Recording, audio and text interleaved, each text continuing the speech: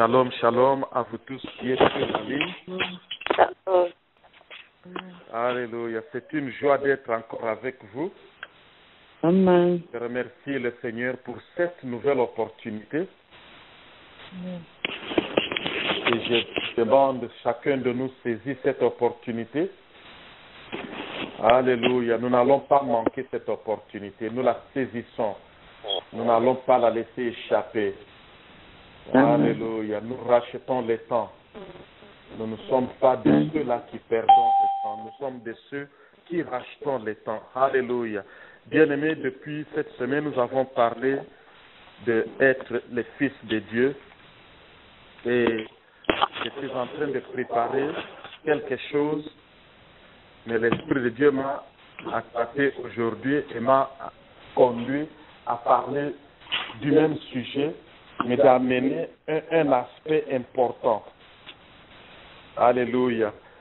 Notre Seigneur Jésus-Christ de Nazareth est venu sur la terre.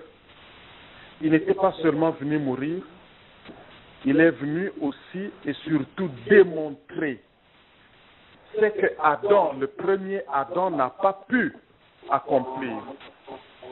C'est-à-dire vivre en parfaite symphonie avec notre Père Céleste. Le premier Adam n'a pas pu réussir. C'est pour cela que lorsque nous sommes nés avec la nature adamique, nous tombons, nous trébuchons, nous ne sommes pas capables de refléter la nature de Dieu. Maintenant, Dieu a envoyé le dernier Adam. La Bible l'appelle le dernier Adam. En d'autres termes, on n'aura plus d'expérimentation adamique sur la terre. Le Seigneur Jésus-Christ est venu, il est le dernier des Adams. Alléluia. Il a accompli tout ce qu'Adam n'a pas pu accomplir sur la terre. Alléluia. Il est le dernier Adam. Et il nous a donné un modèle. Il est le premier corps de Christ sur la terre. Il a démontré. Il nous a montré comment vivre. Il nous a montré comment marcher avec Dieu. Il nous a montré comment accomplir les œuvres de Dieu. Et nous avons tous vu son exemple. Cela. C'est pour cela que je parle toujours de recevoir. Et je disais que notre Seigneur Jésus-Christ est venu et il nous a démontré. Alors aujourd'hui, je voudrais ajouter à cela la notion que comme nous cherchons à devenir des fils de Dieu, le tout premier fils de Dieu, le premier fils de Dieu sur la terre, c'était Christ, le Seigneur Jésus-Christ. Alléluia.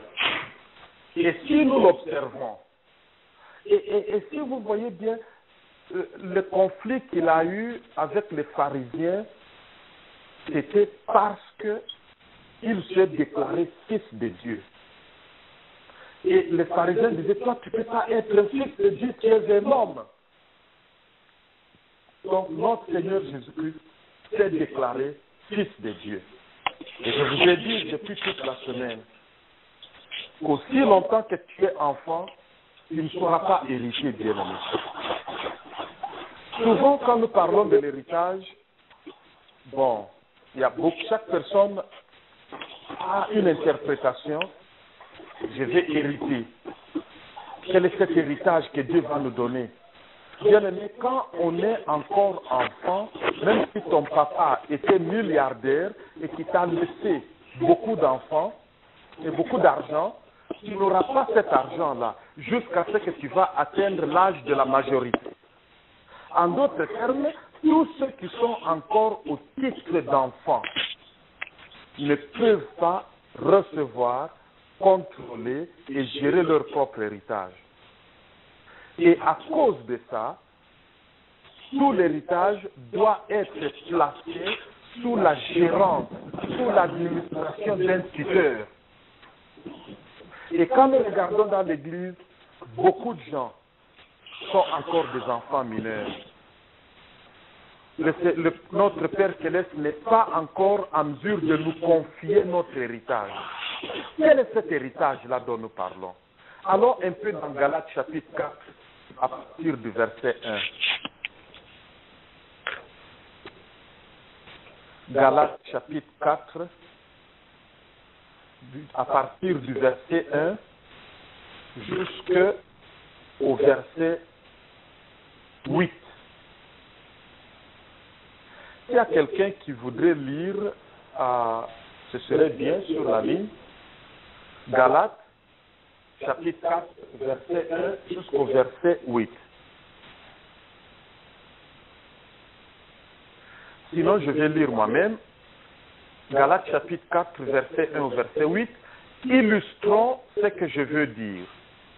Aussi longtemps que l'héritier est un enfant, il ne se distingue en rien d'un esclave, bien qu'il soit le propriétaire de tout le patrimoine. Il reste soumis à l'autorité de tuteur et d'intendant jusqu'au terme fixé par son père. Nous aussi, lorsque nous étions des enfants, nous étions de même asservis aux principes élémentaires qui régissent la vie dans ce monde. Et lorsque le moment fixé par Dieu est arrivé, il a envoyé son fils, né d'une femme et placé par sa naissance sous le régime de la loi, pour libérer ceux qui étaient soumis à ce régime. Il nous a ainsi permis d'être adoptés par Dieu comme ses fils. Puisque vous êtes bien ses fils, Dieu a envoyé dans nos cœurs l'esprit de son Fils qui crie « Abba », c'est-à-dire « Père ». Ainsi, tu n'es donc plus esclave, mais fils. Et puisque tu es fils, tu es héritier des biens promis grâce à Dieu. Mais autrefois, vous ne connaissiez pas Dieu. C'est pourquoi vous serviez comme des esclaves des divinités qui, en réalité, ne sont pas Dieu. Amen. Alléluia. La partie que je voulais souligner ici, c'est la partie qui démontre que lorsque tu es encore enfant, tu ne peux pas gérer ton héritage, ton patrimoine. Bien-aimé, la vie céleste, la gloire céleste, la nature divine, l'autorité même de Dieu, que Dieu veut nous confier.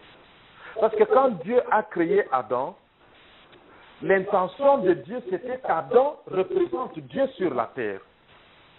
Qu'Adam puisse manifester, qu'Adam puisse démontrer, qu'Adam puisse exercer l'autorité du Père sur la terre. En d'autres termes, Adam était comme, je dis bien comme un Dieu sur la terre. Il représentait Dieu. Et tout ce qu'il disait, aussi longtemps qu'il était en communion avec son Père, tout ce qu'il disait, c'était l'autorité de Dieu. C'est ainsi que le Père lui a confié la charge de nommer les animaux. Et Adam a exercé ça et aucun animal n'a réagi. Tout ce qu'il a déclaré sur l'animal, c'est ce qui est arrivé. Parce qu'il représentait l'autorité de Dieu. Si nous lisons le premier chapitre du livre de Matthieu, là où on parle de généalogie, tu verras que tout le monde est appelé fils de tel, jusqu'à ce qu'on arrive à Adam, fils de Dieu. C'était à ce poste-là, à ce titre-là, qu'Adam avait reçu l'autorité de faire ce que Dieu lui avait donné de faire. Adam était fils de Dieu. Adam a marché avec l'autorité de Dieu. Adam a reçu le pouvoir de Dieu. La nature de Dieu était en lui. Par sa parole, Adam commandait. Il parlait, bien-aimé. Nous devons comprendre cela. Bien-aimé, quand bien même Adam avait vendu le pouvoir à Satan, vous savez que Satan n'a jamais été créé à l'image de Dieu. Donc, Satan n'a aucune autorité de créer quelque chose sur la terre. Il faut bien comprendre cela. Satan ne crée rien. Tout ce que Satan crée, ce sont les êtres humains qui l'aident à créer cela. Il nous manipule et nous commençons à parler et c'est nous qui fabriquons des histoires. Et si tu examines bien même ta propre vie, à maintes reprises, tu t'es maudit toi-même. Tu as maudit tes enfants, tu as maudit ton mariage, tu as maudit ta vie. Les paroles qui sortent de nos bouches, Satan t'a truqué pour que tu parles. Et quand tu as parlé, automatiquement, il vient et il exécute ta parole. Parce qu'à partir du moment où tu as parlé, ces paroles sont dans l'univers, dans l'atmosphère. C'est un ordre que tu as donné. Les anges obéissent, les démons aussi obéissent à nos paroles. Alléluia. Bien aimé, ça c'est une notion très importante à comprendre en tant que fils de Dieu. Nous allons nous attarder là-dessus aujourd'hui. C'est par la bouche que nous exerçons l'autorité de Dieu. C'est par le parler, c'est par et notre parler n'arrive pas au hasard. Nos émotions, nos sentiments, nos attitudes, bien-aimés, nos attitudes. La parole de Dieu, notre Seigneur Jésus-Christ lui-même a parlé de nos désirs. Bien-aimé, le désir de ton cœur émane quelque chose dans le monde spirituel. Le désir de ton cœur, ça émane. C'est ainsi que le Seigneur a dit, quand tu convoites une femme dans ton cœur, qui a déjà commis cet acte-là. En d'autres termes, les pensées, les attitudes, l'imagination et nos désirs ont un pouvoir d'exécution. C'est ainsi que beaucoup parmi nous, nous cherchons souvent les sorciers loin, mais les sorciers est dans notre bouche, qui a été truqué à avoir une certaine attitude. Bien aimé, même tel que tu es là. Si tu commences à adopter une attitude selon laquelle tout le monde te déteste, personne ne t'aime, partout où tu vas aller, tu vas commencer à rencontrer des gens qui te détestent et qui ne t'aiment pas. Alléluia. Ça, c'est une vérité. À partir de ton attitude interne, si tu as une attitude selon laquelle personne ne veut te faire du bien, tout le monde veut te faire du mal, partout où tu vas aller, tu vas commencer. Pourquoi? Parce que cette attitude qu'il y a en toi projette dans le monde spirituel. Ça a un pouvoir. Tu as ouvert la porte. C'est pour cela que la parole de Dieu nous dit que tu dois aimer ton Dieu. Tu dois aimer ton prochain, mais tu dois aussi t'aimer. Et tu aimes ton prochain comme tu t'aimes. Si tu aimes Dieu, alors tu auras un amour approprié et divin pour toi-même, avec lequel tu vas maintenant aimer ton prochain. Cette notion pour nous, en tant que fils de Dieu, est très capitale. Nous devons insister là-dessus. Parce que nous avons dans l'Église, comme je parlais hier, je ne suis même pas en train d'entrer en profondeur là-dessus. Nous avons dans nos églises des hommes, des femmes nés de nouveau. Bien-aimé, tu as laissé ton téléphone ouvert. Tu es en train d'écouter sur speaker, haut-parleur. Si tu peux mettre mute, parce que ton écho rentre et ça fait écho sur la ligne. Alléluia. J'ai parlé hier de ce que nous avons des gens nés de nouveau. Ton esprit est vivant. Ton être spirituel est vivant. Il est né de nouveau. Le seul problème, c'est que ton âme n'est pas vivante. Ton âme est morte. Ton âme est corrompue. Ton âme a besoin de la régénération. Et à cause de ton âme, à cause des sentiments de ton cœur, à cause des attitudes de ton cœur, c'est ainsi que nous avons des gens qui prêchent la parole mais sous la dépression. Nous avons des gens qui prêchent la parole avec des rancunes dans le cœur. Nous avons la parole, nous avons des gens qui prêchent la parole mais avec des murmures dans le cœur. Nous avons des exemples de gens qui prêchent la parole mais avec ingratitude dans le cœur. Nous avons des gens qui prêchent la parole mais ils marchent avec la peur dans sa vie. Nous avons des gens qui prophétisent mais qui ont des rancunes, des amertumes, des anxiétés. Pourquoi? Parce que l'âme n'est pas régénérée. Des jalousies. Bien aimé, toutes ces choses émanent dans le monde spirituel. Ça reflète des lumières, ça reflète des sons, ça reflète des couleurs. C'est ça la manifestation dans le monde spirituel. C'est pour cela que chaque fois que tu as eu l'opportunité d'avoir une vision dans le monde spirituel, cette vision se manifeste sous la forme de lumière, cette vision se manifeste sous la forme de couleurs, cette vision se manifeste de plusieurs manières. Alléluia. Notre âme doit être régénérée. Et c'est à partir de l'abondance de ton cœur que ta bouche parle. Alléluia. C'est à partir de l'abondance de ton cœur. C'est à partir de ton âme que ta bouche parle. C'est ainsi que quand tu veux grandir pour devenir un fils de Dieu, examine ta bouche. Tu ne peux plus parler n'importe comment. Si tu parles n'importe comment, examine ton cœur, ton âme. Il y a quelque chose qui ne va pas là-bas.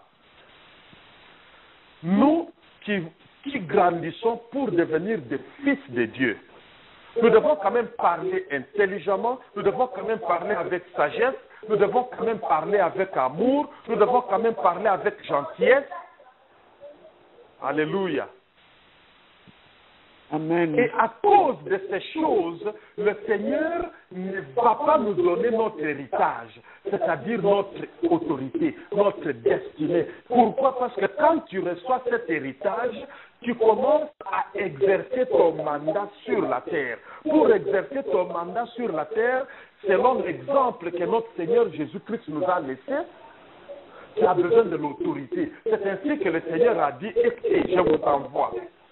Tout pouvoir m'a été donné dans les cieux et sur la terre. Et de la même manière que Dieu, le Père m'a envoyé, de la même manière je vous envoie aussi. Il ne peut pas nous envoyer sans nous donner l'autorité. C'est ainsi que toi et moi, nous sommes en train de transpirer quand nous prions. Au nom de Jésus, au nom de Jésus, nous allons crier, crier, crier, crier, crier.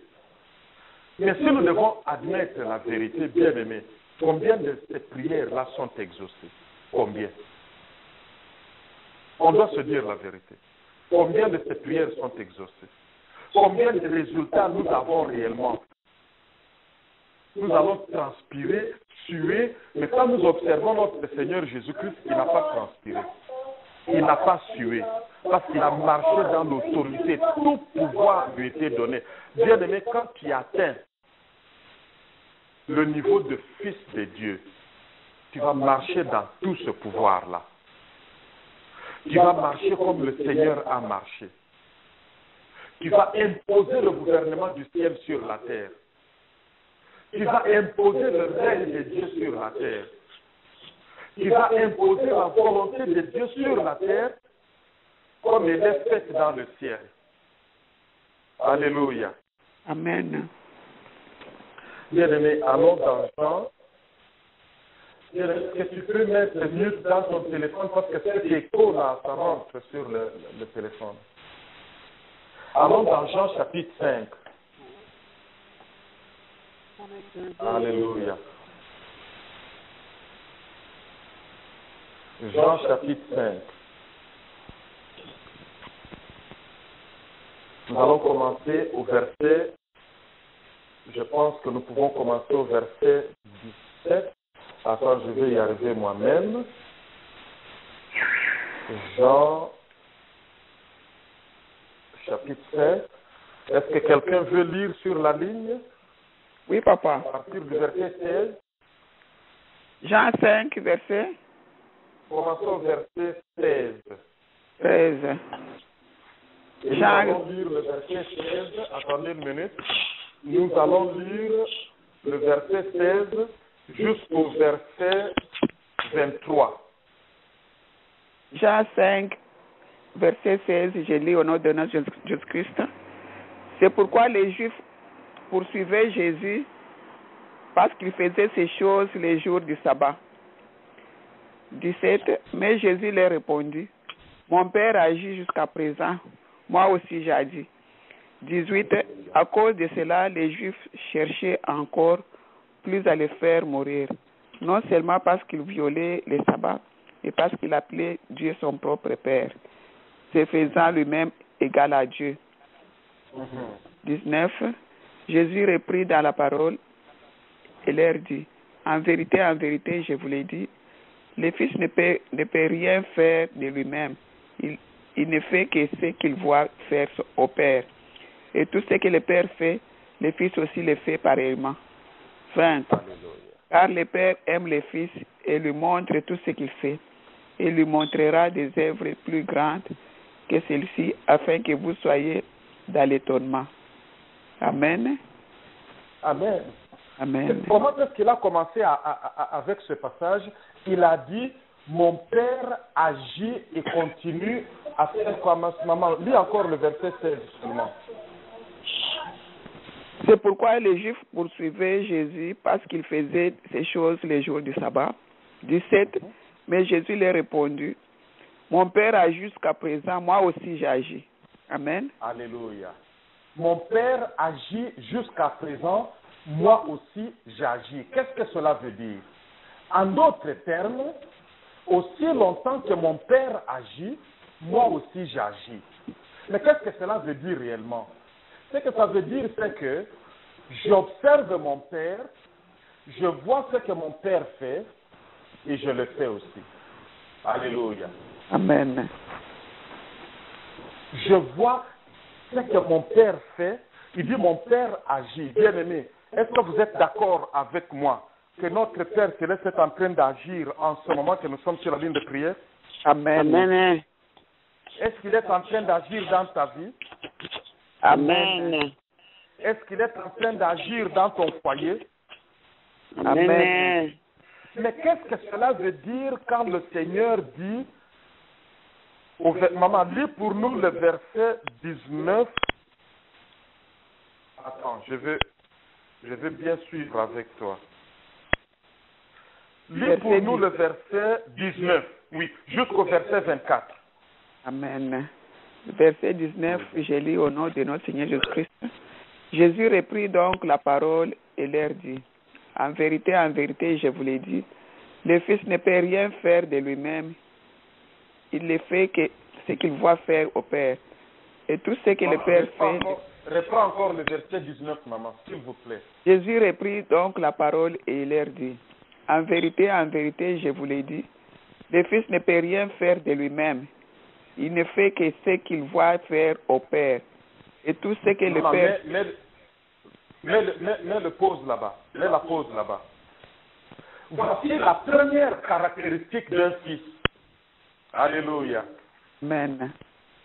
La première caractéristique d'un fils est que le fils doit voir ce que fait son père. Le fils, hier nous avions lu Psaume 103 et verset 6 et 7, je crois.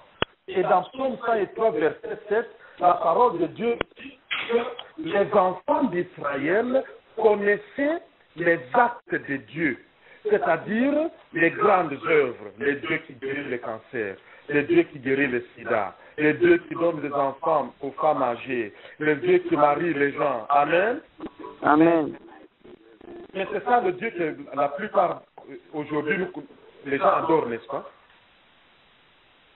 C'est-à-dire que la plupart d'entre nous, nous sommes encore comme les enfants d'Israël dans le désert. Nous le connaissons seulement par ses œuvres. Mais Moïse était la seule personne ayant atteint la maturité en ce temps-là qui connaissait les voies de Dieu. Qu'est-ce que c'est connaître les voies de Dieu? Bien-aimé, ne perdez pas Jean chapitre 5. Mettez un stylo là-bas ou quelque chose, nous allons revenir là-bas. Maman, c'est toi qui vas continuer à lire pour nous cette partie-là. Allons dans Psaume 95. Ou comme les Belges disent, 95. Psaume 95. Psaume 95. Verset 10. Papa? Verset 10. Je lis au nom de notre Seigneur Jésus-Christ. Amen. Amen. En 40 ans, j'eus cette race en dégoût. Et j'ai dit, c'est un peuple dont le cœur est égaré. Ils ne connaissent pas mes voies. Amen. Oh, Amen. Maman, lis encore ça. Pendant 40 ans, j'eus cette race en dégoût. Et j'ai dit, c'est un peuple dont le cœur est égaré. Ils ne connaissent pas mes voies. Alléluia. Mais c'était son peuple, non? Mhm. C'était ses enfants, n'est-ce pas? Oui, Amen. C'est lui-même qui les a fait sortir de l'Égypte, n'est-ce pas? oui, N'est-ce pas? Il leur avait fait de grandes promesses. oui, C'est lui-même a partagé la mer rouge pour eux. oui. C'est lui-même a englouti Pharaon et ses chevaliers et ses chevaux dans la mer rouge. Amen. C'est lui-même qui a détruit les rois de Og et les rois de Magog pour eux. Amen. C'est lui-même a fait tomber la manne du ciel pour eux. Amen. C'est lui-même a fait jaillir l'eau du rocher pour eux. Amen. Quand ils ont marché dans le désert, même leurs semelles, le pied ne s'est pas usé, les habits ne se sont pas usés. Amen. C'est exactement ce que nous avons comme église aujourd'hui. C'est pour cela que je vous ai dit que la plupart dans l'église aujourd'hui est campée au mont Sinaï. C'est ça le pentecôtisme bien-aimé. Mais le Seigneur est dégoûté par cette génération qui ne connaît pas ses voies, qui ne s'intéresse qu'à sa main, ne connaît pas sa face. C'est jusqu'au moment où tu vas atteindre le niveau de fils, tu ne connaîtras pas les voies de Dieu. Bien aimé, quand tu vis avec quelqu'un, que ce soit dans le mariage ou en amitié ou en famille, vous avez vécu pendant des années, bien aimé, ça fait mal un jour quand vous traitez un sujet et tu réalises que les gens avec qui tu vis ne te comprennent pas. Ça fait mal, n'est-ce pas? Et tu te poses la question, toutes ces années, je vis avec toi, tu ne comprends toujours pas, tu n'as pas fait un effort pour comprendre mes voix. Ça fait mal. Et Dieu dit, je vous prends en dégoût. Parce que vous restez toujours à l'âge mineur. Vous ne grandissez pas pour atteindre l'âge des fils. L'âge auquel tu peux connaître mes voix. Alors la question ce soir, est-ce que tu connais les voix de Dieu? Bien-aimés, ils étaient bénis. Bien-aimés, tu peux être totalement pentecôtiste et être en dégoût à l'Éternel. Tu peux être dans l'église, tu peux prêcher la parole, mais tu es en dégoût devant l'Éternel. Parce qu'aussi longtemps que tu ne connais pas ses voix, il ne peut même pas traiter avec toi. Le lundi, je vous ai expliqué qu'en Israël, quand un garçon est né, le papa ne l'appelle jamais mon fils. Jusqu'à ce qu'il atteigne l'âge de 30 ans, parfois un peu plus, quand l'enfant a développé la maturité, le papa organise une fête. Et pendant la fête, le papa fait un discours. Et il dit à tout le monde, voici mon fils.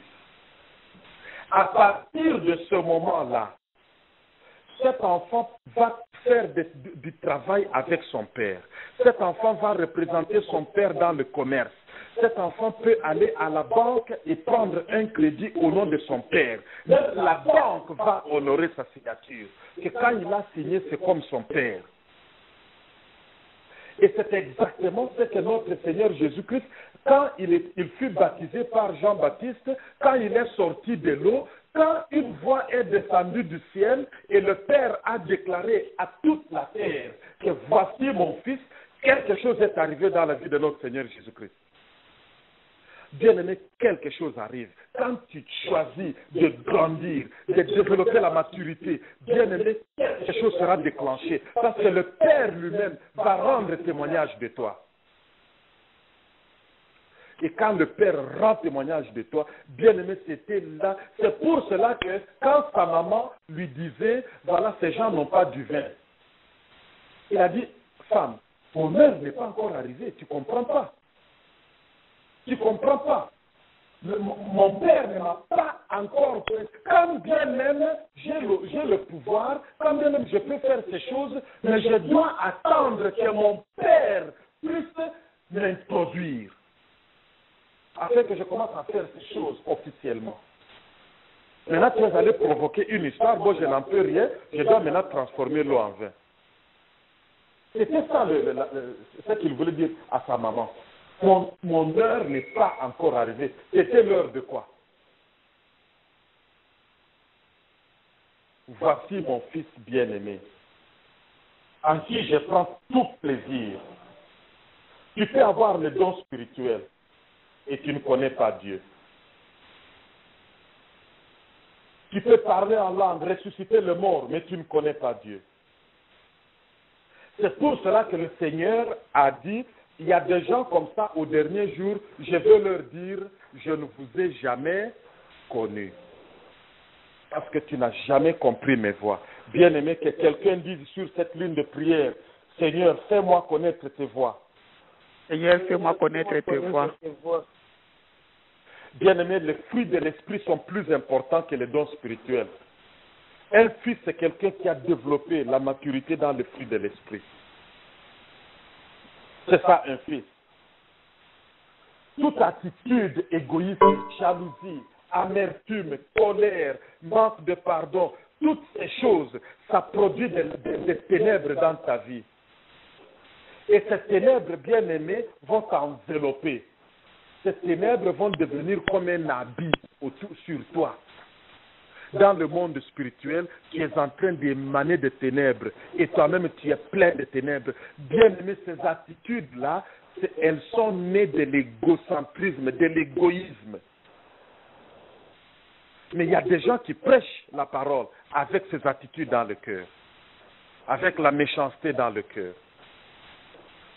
Le ministère peut apparaître grand parce qu'ils utilisent des méthodes humaines pour bâtir un grand ministère. Mais quand le Seigneur regarde, il prend ça en dégoût. Notre bien-aimé Moïse, il avait l'église la plus grande au monde dans le désert. Mais Dieu était dégoûté de tout ce monde-là, de toute cette église-là. Vous imaginez ça? Dieu il avait un dégoût pour l'église la plus grande dans le monde. Il n'a pas aimé ça, parce qu'il ne connaissait pas ses voies. Seigneur, fais-moi connaître tes voies. Revenons dans Jean chapitre 5. Maman, nous avions commencé avec le verset 19. Tu veux bien reprendre le verset 19, s'il te plaît? Du chapitre 5 de Jean. Jean chapitre 5, 19, nous lisons au nom de notre Seigneur Jésus-Christ. Jésus reprit donc la parole et leur dit, en vérité, je vous l'ai dit, le Fils ne peut rien faire de lui-même. Il ne fait que ce qu'il voit faire au Père. Et tout ce que le Père fait, le Fils aussi le fait pareillement. Amen. Alléluia. Amen. Tu as lu 19, tu as lu 20, est-ce que tu es arrivé au verset 24? Ok, papa. Car le verset 20, car le Père aime le Fils et lui montre tout ce qu'il fait. Et il lui montrera des œuvres plus grandes que celui-ci, afin que vous soyez dans l'étonnement. 21. Car comme le Père est les morts et donne la vie, ainsi le Fils donne la vie à qui il veut. 22. Le Père ne juge personne, mais il a remis tout jugement au Fils. 23. Afin que tous honorent le Fils comme il honore le Père. Celui qui n'honore pas le Fils n'honore pas le Père qui l'a envoyé. 24. En vérité, je vous ai dit, qui écoute ma parole et qui croit à celui qui m'a envoyé à la vie éternelle et ne vient point en jugement, mais il est passé de la mort à la vie. Amen. Amen. Versets 26 et 27. Verset 25, nous disons, en vérité, je vous l'ai dit, l'heure vient et elle est déjà venue, où les morts entendront la voix du Fils de Dieu, et ceux qui l'auront entendu vivront. Car comme le Père a la vie à lui-même, ainsi il a donné au Fils d'avoir la vie à lui-même. Et il lui a donné le pouvoir de juger, parce qu'il est le Fils de l'homme. Ne vous étonnez pas de cela, car l'heure vient où tous ceux qui sont dans les sépulcres entendront sa voix et en sortiront. Verset 29, papa. Non, 30 maintenant. 29, ceux qui auront fait le bien... Non, 30. Non, lis seulement 30, oui. Je ne puis rien faire de moi-même selon que j'entende. Je juge et mon jugement est juste, parce que je ne cherche pas ma volonté, mais la volonté de celui qui m'a envoyé. Amen. Voilà. Voilà le caractère d'un fils. Je ne cherche pas ma volonté. Le Père me montre toutes choses. Je ne fais à moi-même. Qu'est-ce que ça veut dire à moi-même? C'est-à-dire par ma propre initiative, c'est-à-dire par mon propre jugement, c'est-à-dire par ma propre sagesse, par ma propre intelligence, par mon propre entendement, avec ma propre autorité. Je ne fais absolument rien. Je dépends complètement de mon Père céleste. Bien aimé, je vous donne un exemple. Si je viens dans ta maison, ou tu viens dans ma maison, et je vois une situation, je dois d'abord demander au Père de me montrer, parce que mon Père est déjà à l'œuvre dans ta vie. Amen. Chacun de nous, tel que nous sommes là, Dieu est déjà à l'œuvre dans nos vies. Quand moi j'arrive devant toi, il faut que les yeux de mon être spirituel soient ouverts pour voir ce que le Père est en train de faire dans ta vie. Et comme ça, je vais aligner ma prière avec ce que le Père est en train de faire. Et lorsque ma prière s'aligne avec ce que le Père est en train de faire, boum, le miracle arrive. Vous comprenez ça? Amen. C'est pour cela que je vous ai dit que nous ne devons plus être animés seulement parce que c'est un besoin. Ok, parce que tu es malade, je vais prier pour toi pour la guérison. Pas nécessairement. Je dois voir ce que le Père est en train de faire dans ta vie. Alléluia. Amen. C'est ainsi que nous avons prié pour certaines personnes, nous avons tout lié, nous avons délié tout ce qu'il fallait délier, les ancêtres, les voisins, les chefs de quartier, les chefs de village, nous avons envoyé le feu, mais la personne est morte. C'est vrai ou c'est faux? Et après nous sommes restés, nous grattons la tête. Le problème est que nous avons utilisé notre propre jugement. Et quel est notre propre jugement? Chaque fois que quelqu'un est malade, esprit de mort, je lis. Esprit de ceci, je lis. Est-ce que tu sais ce que le Père est en train de faire dans cette situation? Il y a des cas dans lesquels le Père lui-même a déjà décidé que cette personne doit venir. Je ne veux pas qu'il reste sur la terre. Même s'il est un grand prédicateur, s'il reste encore sur la terre, il risque d'être perdu. Certains parmi vous, je pense, vous avez suivi le témoignage de notre bien-aimé Alain Moloto. Sa femme a pleuré. Et lui-même est revenu pour dire à sa femme, non, laisse-moi partir. Tu ne comprends pas encore. Vous comprenez ça? Quand nous allons comprendre cela, quand nous allons commencer à passer beaucoup de temps dans le silence, avant d'ouvrir nos bouches dans la prière. C'est pour cela que nous devons poursuivre la présence de Dieu. Notre Seigneur Jésus-Christ de Nazareth a dit, le Père me montre tout ce qu'il fait. Alléluia. Amen. Mais est-ce que nous voyons ce que le Père fait? Il dit, je ne dis rien sauf ce que j'entends le Père dire. Quand il arrive dans une situation, avant de déclarer la parole, je dois d'abord entendre ce que le Père dit. Comme ça, je vous déclare la même parole que le Père est en train de vous dire dans le spirituel, afin que la volonté du Père puisse s'accomplir dans nos vies, sur la terre, comme elle est faite dans le ciel. Vous comprenez maintenant? Ta volonté soit faite sur la terre comme elle est faite dans le ciel, parce que le Père est continuellement en train d'agir dans le ciel, mais nos yeux sont fermés. Il y a trop d'obstacles qui nous empêchent de voir. C'est pour cela que nous devons beaucoup prier pour que les yeux de notre être spirituel soient ouverts, pour que nous puissions comprendre les voies de Dieu. Bien aimé, chaque situation ne veut pas nécessairement dire il y a un sorcier là-bas, on doit l'y chasser. Non, non, non, non. Si je comprends les voies de Dieu, il y a certaines situations, tu peux venir, je te dis, bien aimé, je vais prier pour toi, mais voilà comment je vais prier pour toi. Ce n'est pas comme toi, tu veux là que je prie. Oui, Seigneur, révèle-moi ce que tu es en train de faire dans cette situation,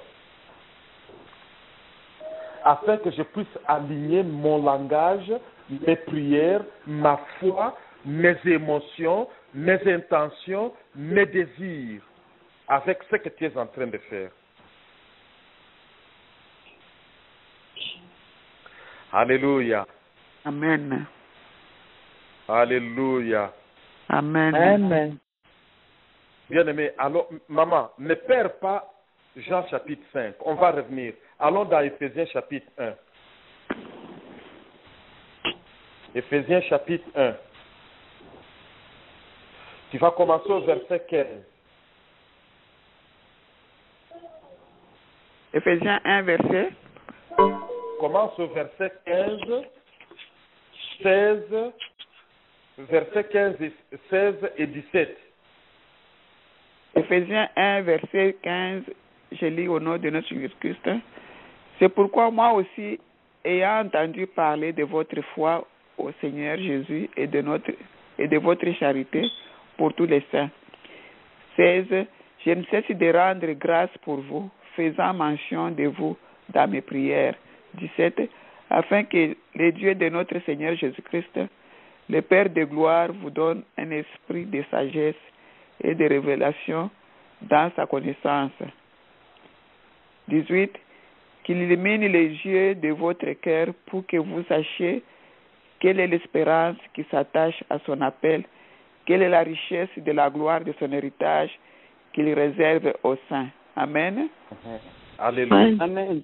Vous vous souvenez, hier, j'étais en train de dire qu'il faut que chacun de nous, vous puissiez connaître votre héritage, votre destinée. Il faut qu'il vous révèle même la gloire à venir, parce que nous avons tendance à comparer nos circonstances actuelles avec les circonstances des autres. Mais quand tu vas commencer à comparer tes circonstances actuelles avec la gloire qui vient, tu comprendras parfois qu'il y a un prix à payer et tu glorifieras Dieu. Il dit que Dieu illumine les yeux de votre être spirituel. En d'autres termes, les yeux de notre être spirituel sont couverts de ténèbres.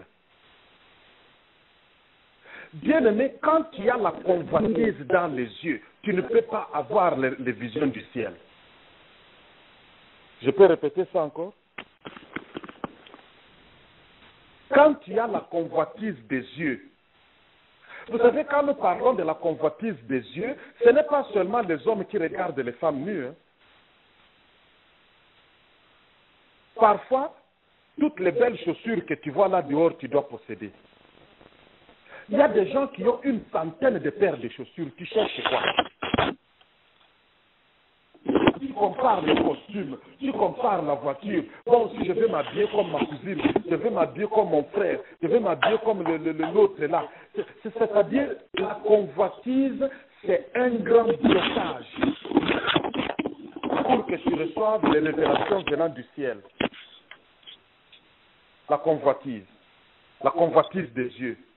Bien-aimés, les amertumes, le manque de pardon, les colères, les jalousies, les ingratitudes dans le cœur, la méchanceté dans le cœur, les blessures dans notre âme, ces choses nous empêchent de voir cette lumière. C'est pour cela que nous passons beaucoup de temps dans notre vie. Nous prions selon notre propre jugement. Qu'est-ce que le Seigneur Jésus-Christ a dit? Dieu m'a donné tout jugement. Qu'est-ce qu'on appelle jugement? Le jugement, c'est ta façon d'évaluer les choses. C'est ça le jugement. En d'autres termes, quand tu vois une situation, tu dois juger toi-même s'il faut prier pour sa guérison ou s'il faut glorifier Dieu, même si la personne va s'endormir. Vous comprenez ça? Le Seigneur Jésus-Christ a dit, je ne juge pas de moi-même. Mon jugement vient de celui qui m'a envoyé. En d'autres termes, je connais les voies de Dieu. Toi, tu peux me regarder aujourd'hui et croire que je suis sous la malédiction, mais tu ne comprends pas que je suis sur la voie, je suis en train de mener l'existence que Dieu veut que je mène, je suis là où je dois être, Dieu est en train de faire quelque chose dans ma vie, mais parce que notre jugement est corrompu par la convoitise et l'amour des biens de ce monde et l'amour de la gloire que ce monde donne, nous avons décidé. Pour cela que quand vous allez dans les églises, faites attention aux témoignages des gens. Beaucoup de gens, ils mentent même dans leurs témoignages là. Pourquoi? Parce que maintenant, quiconque vient avec un grand témoignage là, il est devenu comme une vedette dans les églises. C'est ainsi que tout le monde devait avoir un grand témoignage. Moi là, j'étais la femme de Satan. Ah bon? Il t'a laissé seulement comme ça? Il faut faire attention avec beaucoup de témoignages qu'on donne dans les églises. Souvent, les témoignages, c'est toujours, moi là, j'ai cherché le travail, Dieu m'a donné du travail, Dieu m'a donné ceci, Dieu m'a donné ceci, Dieu m'a donné ceci. C'est rare que tu entendes quelqu'un venir témoigner que moi j'étais menteur et Dieu m'a délivré de l'esprit de mensonge. Est-ce que je dis la vérité? Amen. C'est rare que quelqu'un vienne dire, moi là, tel que j'étais là. J'avais la convoitise dans mes yeux jusqu'aux oreilles. Et Dieu m'a délivré. C'est rare. C'est toujours, Dieu m'a donné une nouvelle voiture, Dieu m'a donné ceci, Dieu m'a donné ceci. Et tout cela, Dieu aimé, le diable est en train de manipuler le cœur des gens pour susciter de la convoitise au-dedans de nous. Tous les programmes de la télévision, tout ce qu'on nous montre sur Internet, à la radio, sur la route, les panneaux publicitaires, tout c'est pour soulever la convoitise en nous. Parce que la convoitise, c'est le plus grand ennemi de la vision et de l'esprit de révélation. Maintenant, toutes tes pensées sont bourrées de ces images-là. Comment tu vas voir le ciel? Mais notre Seigneur Jésus-Christ,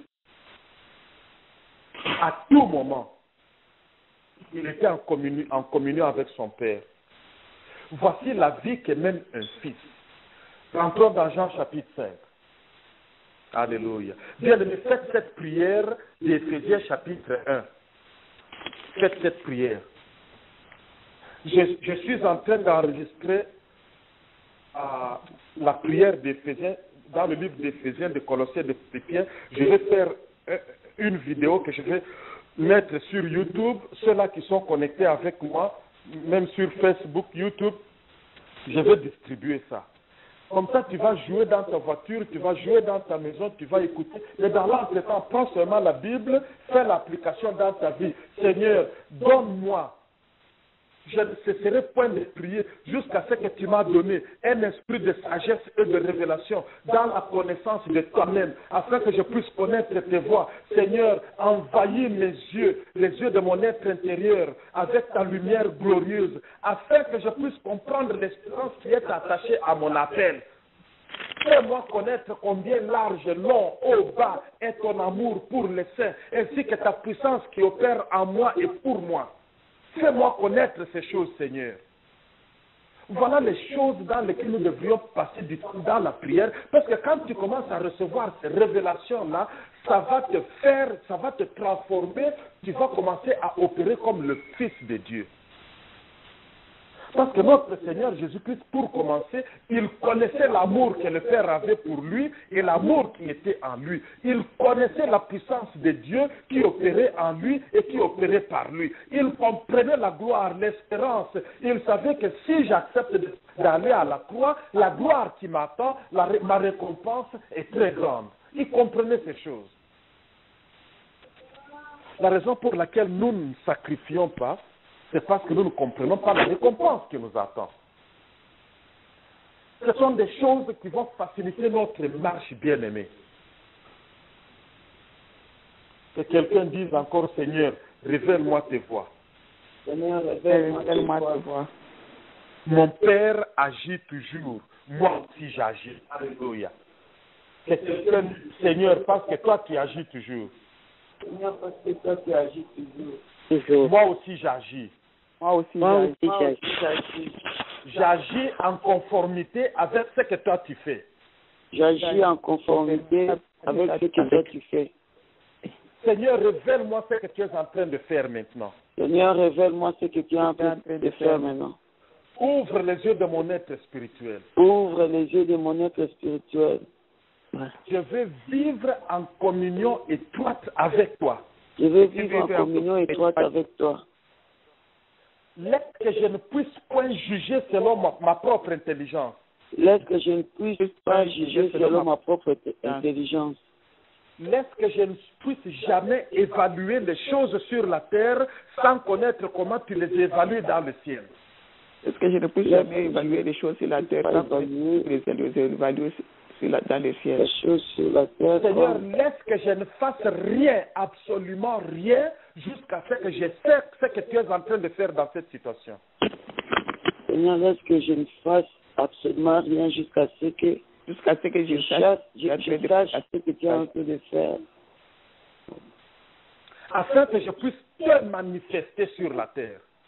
Afin que je puisse te manifester sur la terre. Au nom de notre Seigneur Jésus-Christ de Nazareth. Au nom de notre Seigneur Jésus-Christ de Nazareth.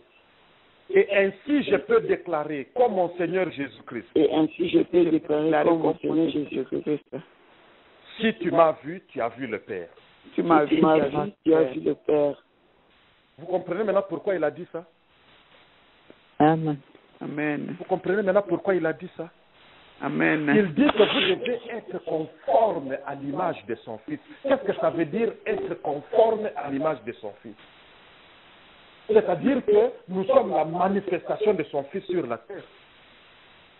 Alors si quelqu'un vient dans sa maison et dit, montre-moi Jésus, bien aimé, quand il a atteint la maturité d'un fils, tu dois être en mesure de dire, le voici, et tu pointes sur ta poitrine.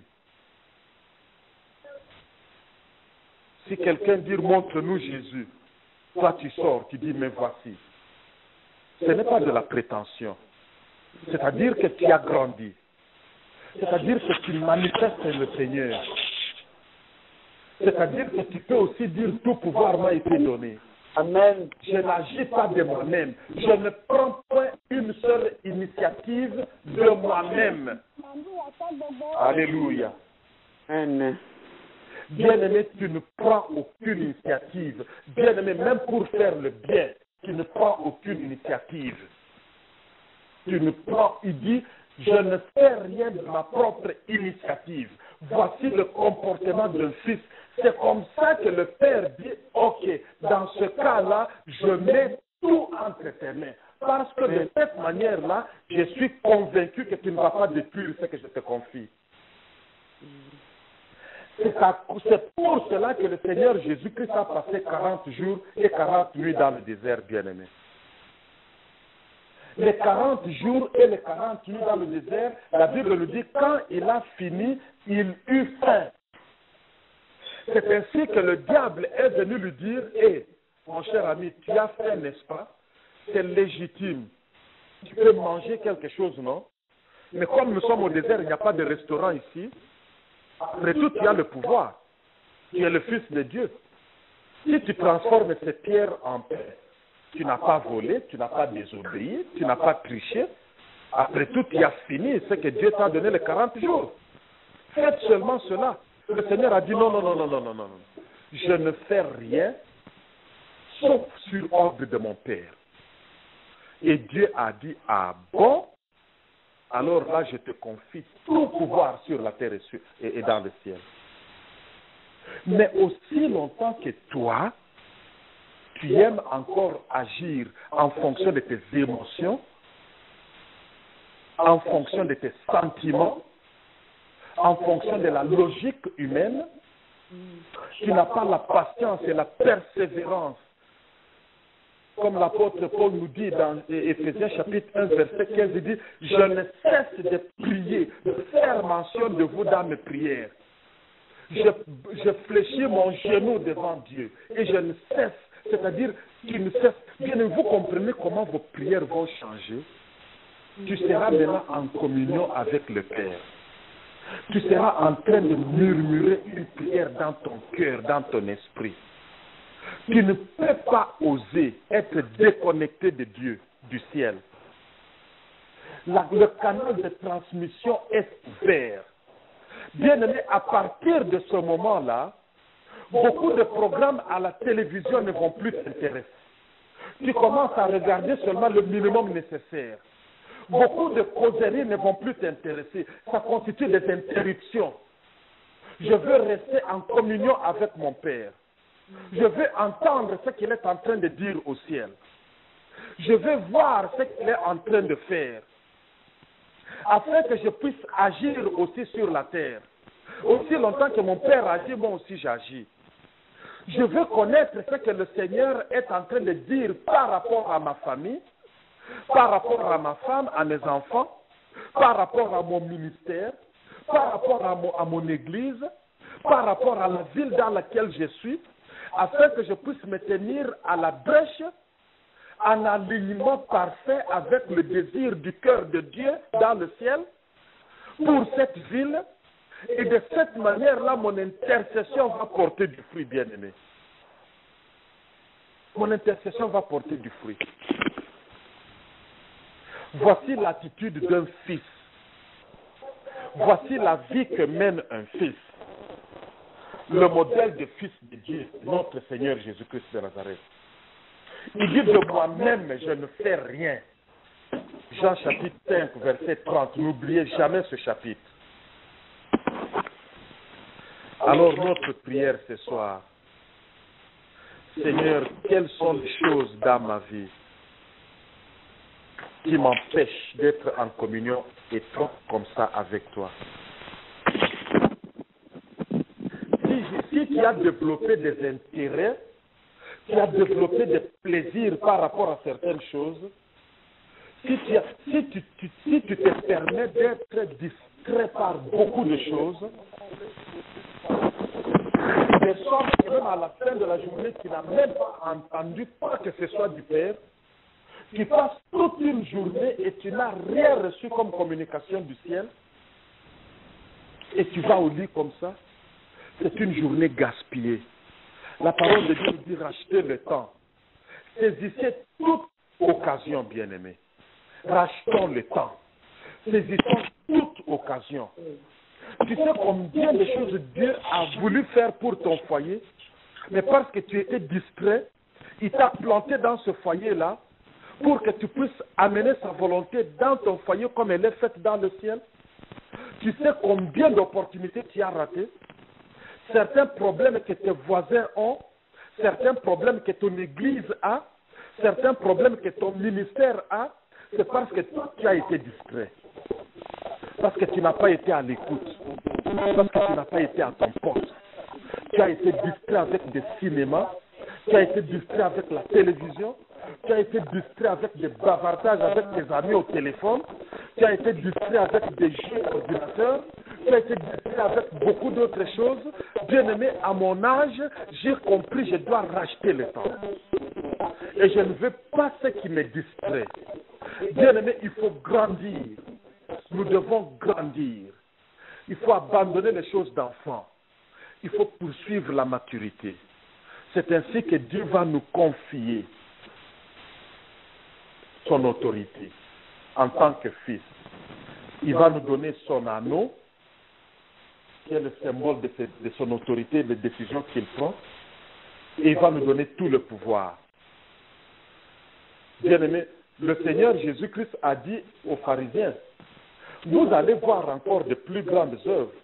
Comme ça, vous allez honorer le Fils de la même manière que vous honorez le Père. Quand il va ressusciter le mort. Tu sais de qui il parlait? Il parlait de Lazare. Il n'a pas ressuscité tous les morts. Il a seulement ressuscité un nombre limité de morts. Pourquoi? Vous comprenez cela? C'est très important. Que quelqu'un dise Seigneur. Seigneur, Qu'est-ce qui m'empêche? Qu'est-ce qui m'empêche? Quels sont les obstacles? Quels sont les obstacles? Quelles sont les distractions? Quelles sont les distractions? Seigneur, aide-moi. Seigneur, aide-moi. Enlève toutes ces choses-là. Lève toutes ces choses-là. Je te donne la permission, Seigneur. Je donne la permission, Seigneur. Amène ton feu. Amène ton feu. Purifie mes yeux. Purifie mes yeux. Enlève toute convoitise dans mes yeux. Enlève toute convoitise dans mes yeux. Enlève toute convoitise dans mon cœur. Enlève toute convoitise dans mon cœur. Enlève tout orgueil en moi. Enlève tout orgueil à moi. Jusqu'à ce que je ne suis plus distrait Jusqu'à ce que je ne suis plus distrait par les petits plaisirs inférieurs que ce monde offre. par les petits plaisirs intérieurs que le monde offre. Donne-moi de comprendre l'urgence de l'heure Donne-moi de comprendre l'urgence de l'heure afin de racheter le temps, afin de racheter le temps, afin de saisir toutes les occasions. afin de saisir toutes les occasions. Seigneur, nuit et jour, Seigneur, nuit et jour, je ne veux plus rater les occasions que tu m'offres. je ne veux plus rater les occasions que tu m'offres. Seigneur, ouvre mon intelligence, Seigneur, ouvre mon intelligence, ouvre mes yeux, ouvre mes yeux. donne-moi la sagesse et le discernement, Donne-moi la sagesse et le discernement. un esprit de sagesse et de révélation, Un esprit de sagesse, de révélation, afin que je connaisse tes voies. afin que je connaisse tes voies. Seigneur, quand je me réveille chaque matin, Seigneur, quand je me réveille chaque matin, donne-moi de rester à l'écoute, donne-moi de rester à l'écoute. calme dans ta présence, Elle me donne ta présence. jusqu'à ce que tu me donnes ma feuille de route pour ce jour-là. Jusqu'à ce que tu me donnes ma feuille de route pour ce jour-là. Donne-moi ma feuille de route, Seigneur, pour cette année. Donne-moi ma feuille de route, Seigneur, pour cette année. Donne-moi ma feuille de route par rapport à ce ministère. Donne-moi ma feuille de route par rapport à ce ministère.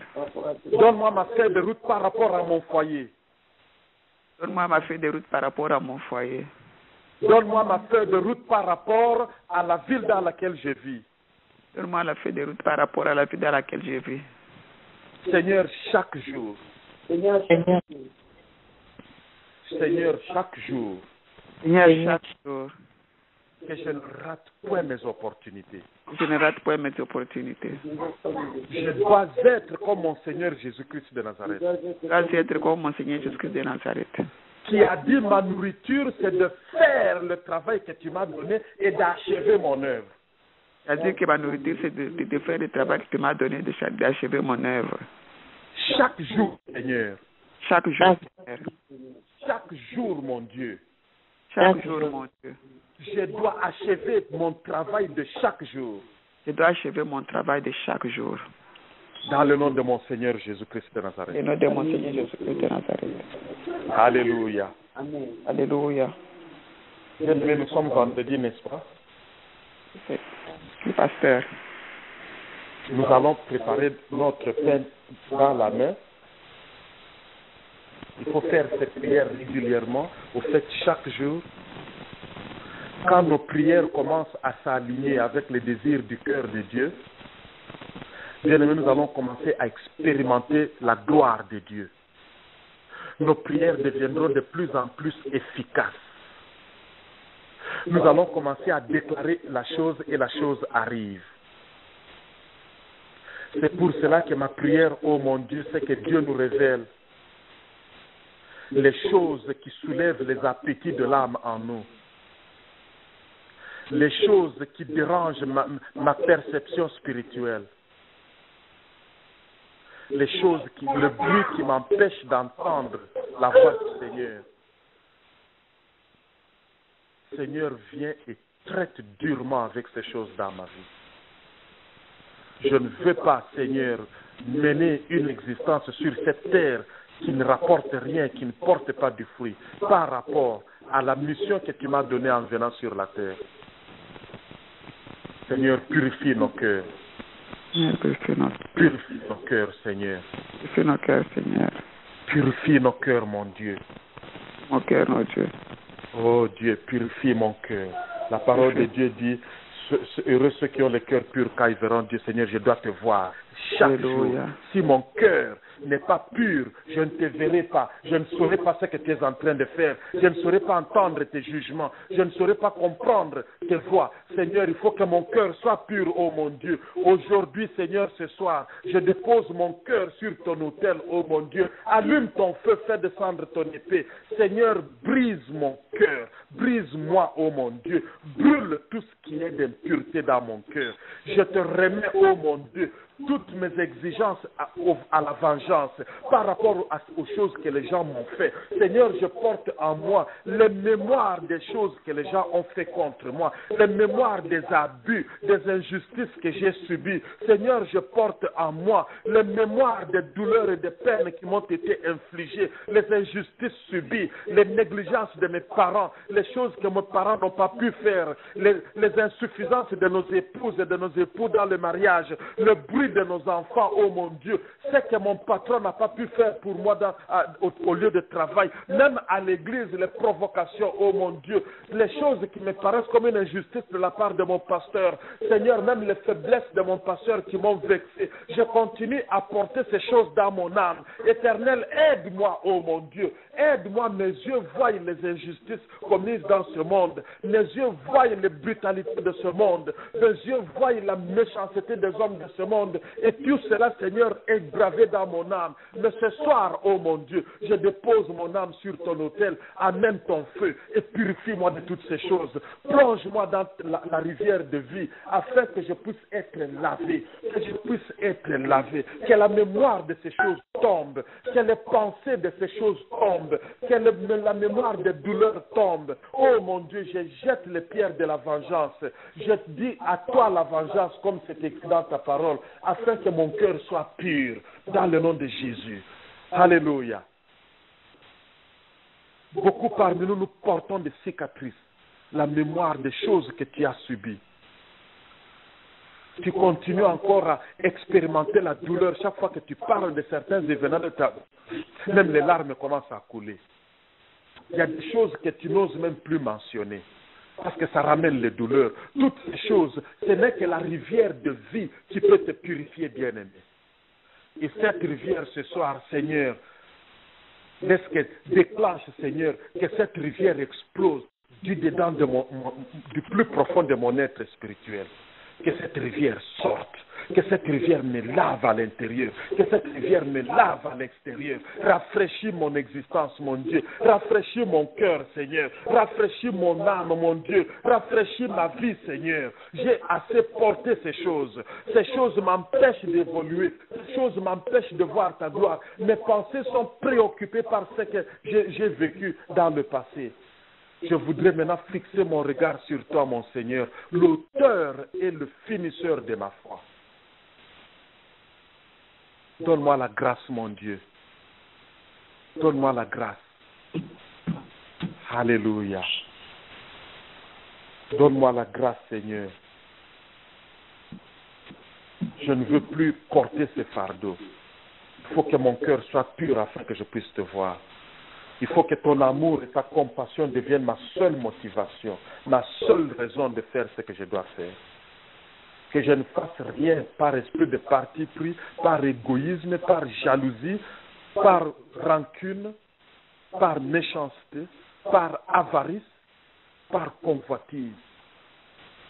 Seigneur, que je n'agisse uniquement et seulement à cause de ton amour. Remplis-moi de ton amour. de ta compassion, surtout envers les gens qui m'ont beaucoup énervé, surtout envers les gens que moi-même j'ai déjà jugé ne méritent plus mon amour.